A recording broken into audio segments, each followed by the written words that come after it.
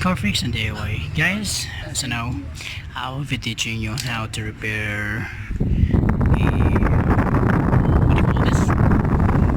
This is a front fender, I think, and it has some cracks underneath. So as you can see, ayan,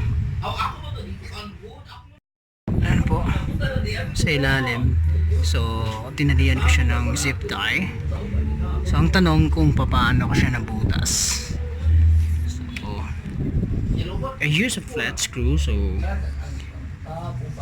I used to hit the flat screw para para mabutasan ko yung magkabilang part ng may biyak. And this is the zip tie. So much better, mas makabalance malaki yung zip tie na gagamitin nyo. I have some lighters here, so I will use it for some lights support, and of course a scissor to cut the zip tie. So what we're gonna do is to insert here the zip tie.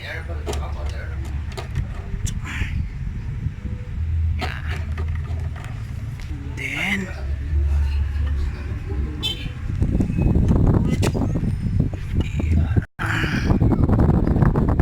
this is the zip tie.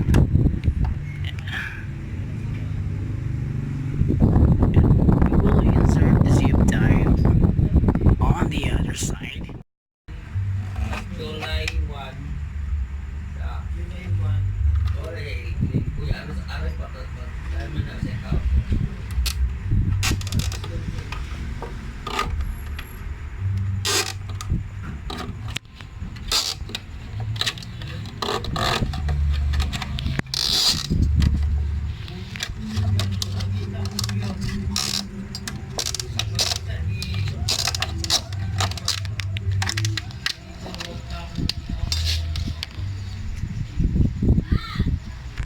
So that's all good.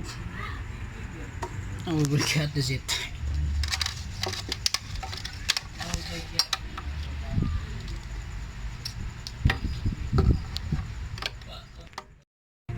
So that's all. Yan po.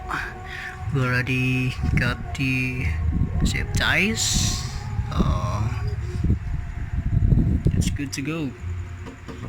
So hindi na po siya malog.